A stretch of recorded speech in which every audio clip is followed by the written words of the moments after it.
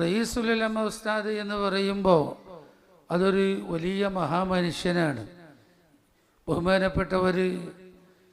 ബഹുമാനപ്പെട്ടവരെ സംബന്ധിച്ച് ഔലിയാക്കൾ പറഞ്ഞത്, ഇന്ന് ജീവിച്ചിരിക്കുന്നൊരു ഒലിയുണ്ടെങ്കിൽ അത് സുലൈമാൻ മൂല്യരാണ് എന്ന് ബഹറുൽ ഉലൂം, അവിടുത്തെ ഗുരുവര്യരായ ബഹറുൽ ഉലൂം ഉസ്താദ് പറഞ്ഞിട്ടുണ്ട്.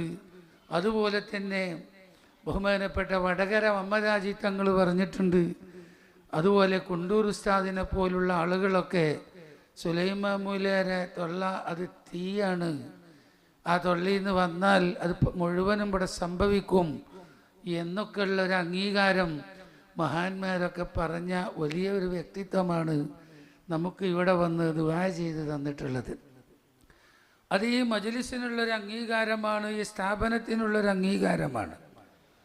ആ ഒരു ബഹുമാനം ഉൾക്കൊണ്ടുകൊണ്ടാണ് ഞാനും നിങ്ങളൊക്കെ ഇവിടെ ഇരിക്കുന്നത്. അതുകൊണ്ട് ഇപ്പം കിട്ടിയ ഇജാസത്ത് വിടണ്ട.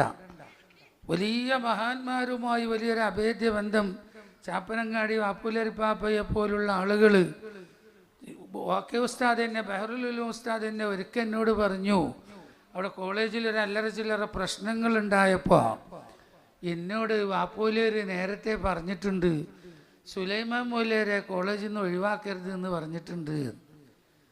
ഇപ്പോഴാണ് ആ പറഞ്ഞതിൻ്റെ അർത്ഥം എനിക്ക് ബോധ്യപ്പെട്ടത് എന്ന്. കോളേജിൽ ചെറിയ പ്രശ്നം, അവിടെ ചെറിയ പ്രശ്നമൊന്നുമില്ല, സുലൈമാൻ മൂല്യരെ ഒഴിവാക്കണം എന്നൊരു കൂട്ടർ, ഒഴിവാക്കാൻ പറ്റൂല എന്ന് വേറൊരു കൂട്ടർ, അതാണ് അവിടെ പ്രശ്നം വന്നത്. അങ്ങനെ വന്നപ്പോൾ അന്ന് ശൈഖുന എന്നോട് പലതവണ പറഞ്ഞിട്ടുണ്ട്, ഒരു തവണ ഒന്നുമല്ല.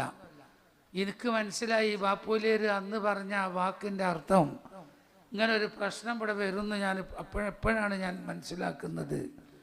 അപ്പം അന്നേ ബാപ്പുലേര് പാപ്പയെ പോലുള്ള ആളുകൾ എത്രയോ വർഷങ്ങൾക്ക് മുമ്പ് തന്നെ സുലൈമാൻ മൂല്യരെ ഇഹ്യാഉസ്സുന്നയിൽ നിന്ന് ഒഴിവാക്കരുത് എന്ന്, അങ്ങനത്തെ യാതൊരു ചിന്തയില്ലാത്ത കാലത്ത് അന്ന് ചാപ്പനങ്ങാടി ബാപ്പുലേര് പാപ്പ പറഞ്ഞിട്ടുണ്ടെങ്കിൽ അതൊക്കെ വലിയ അർത്ഥമുള്ള വാക്കുകൾ തന്നെയാണ്. ഇന്നും ഇഹ്യാഉസ്സുന്നയിൽ സുലൈമാൻ ഉസ്താദ് തുടർന്നു കൊണ്ടിരിക്കുന്നു.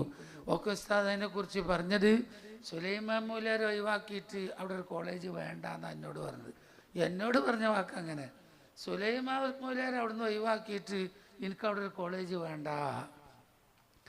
അതിൻ്റെയൊക്കെ കാരണം അത് മറ്റൊന്നുമല്ല, അത്ര മഹാന്മാരുടെ അടുക്കൽ ഖദറുള്ള മഹാനാണ് വന്യരായ ഉസ്താദ് അവറുകൾ.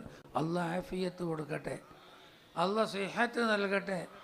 ഞാൻ ഗൾഫിക്ക് പോകുമ്പോഴൊക്കെ കോളേജിൽ പോയി യാത്ര ചോദിക്കും, അല്ലെങ്കിൽ ഞാൻ പോകുന്ന വഴിയിൽ വീട്ടിലിറങ്ങിയിട്ടാണ് ഞാൻ എയർപോർട്ടിലേക്ക് പോവുക. ഇപ്രാവശ്യം ശവ്വാൽ 29 അന്ന് ഞാൻ ഗൾഫിലേക്ക് പോകുമ്പോൾ ഞാൻ അവിടെ വീട്ടിലിറങ്ങി. രാവിലെ സുബൈ ജമാഅത്തിന് ഞാൻ അവിടെ എത്തിയപ്പോൾ സുബൈ വാങ്ങി കൊടുത്ത നിസ്കാരമൊക്കെ കഴിഞ്ഞ് ജമാഅത്ത് കഴിഞ്ഞ് ഇറങ്ങിയപ്പോൾ എന്നോട് പറഞ്ഞ്, ഒരു ഗ്ലാസ് വെള്ളം കുടിച്ചാതെ പോകാൻ പറ്റൂല. അന്ന് ഷഹബാൻ 29 ഒരു ഗ്ലാസ് വെള്ളം കുടിച്ചാതെ പോകാൻ പറ്റൂല. നിങ്ങൾ എൻ്റെ പെണ്ണുങ്ങളെ മോളെ അമ്മോശനല്ലേന്ന് ചോദിച്ചിട്ടുണ്ട്. എൻ്റെ പെണ്ണുങ്ങളെ മോളെ അമ്മ അപ്പോൾ എന്ന് പറഞ്ഞ്, അത് ഉസ്താദിൻ്റെ ഒരു സംസാര ശൈലിയാണ്. അത് ഒരു ദിവസം ഞാൻ തിരിച്ചു പറഞ്ഞ്, ഞാൻ പെണ്ണുങ്ങളെ മോളത് മാത്രമല്ലല്ലോ പറഞ്ഞ്. അപ്പം എന്നോട് പറഞ്ഞ്, നമ്മൾ തമ്മിലുള്ള ബന്ധം അതല്ല, നമ്മൾ തമ്മിലുള്ള ബന്ധം നമ്മൾ ശൈഖുനാൻ്റെ മക്കളാണ്. അതിനാണ് ഉസ്താദ് 1ാം സ്ഥാനം കൽപ്പിച്ചത്. നമ്മൾ തമ്മിലുള്ള ബന്ധം നമ്മൾ ശൈഖുനാൻ്റെ മക്കളാണ്, ഇതാണ് നമ്മൾ തമ്മിലുള്ള ബന്ധം. ആ ഒരു ബന്ധം തന്നെയാണ് ഈ സ്ഥാപനത്തിലൊക്കെ ഇവിടെ ഉണ്ടാക്കിയെടുക്കുന്നത്. ശൈഖുനാൻ്റെ മക്കളാണ് ഇരിക്കണമല്ലൊക്കെ. കുട്ടികളോട് പറയാനുള്ള അങ്ങനെ മനുഷ്യ മുന്നോട്ട് വെക്കുന്ന എല്ലാ സംഗതികളും ബഹറുൽ ഉലൂമിനെ മുൻനിർത്തിയിട്ടാണ് മുന്നോട്ട് വെക്കുന്നത്. അതുകൊണ്ട് ഇവിടെ പഠിക്കണവരും പഠിച്ച് പുറത്ത് ഇറങ്ങിയവരും എന്നും ബഹറുൽ ഉലൂമിൻ്റെ ഇൽമേറ്റ് ബന്ധപ്പെട്ടവരാണെന്നുള്ള ഓർമ്മയും ചിന്തയും ഒക്കെ ഈ ഇറങ്ങണവർക്കൊക്കെ ഉണ്ടാവണം. അപ്പോഴേ ഈ ഇൽമ കൊണ്ട് ഉദ്ദേശിക്കപ്പെടുന്ന നെഫ്റ്റ് നമുക്ക് ലഭിക്കുകയുള്ളൂ. അന്ന് ഞാൻ ഉസ്താദിനോട് യാത്ര അറിഞ്ഞ് പോകുമ്പോൾ എന്നോട് പറഞ്ഞ്, നിങ്ങൾക്ക് സാധാരണ കിട്ടണക്കായാലും ഇപ്രാവശ്യം 3 ലക്ഷം അധികം കിട്ടുമെന്ന് പറഞ്ഞിട്ട്. സാധാരണ കിട്ടണക്കായാലും 3 ലക്ഷങ്ങൾക്ക് കൂടുതൽ കിട്ടുമെന്ന് പറഞ്ഞു. അങ്ങനെ ഞാൻ ഗൾഫിൽ പോയി.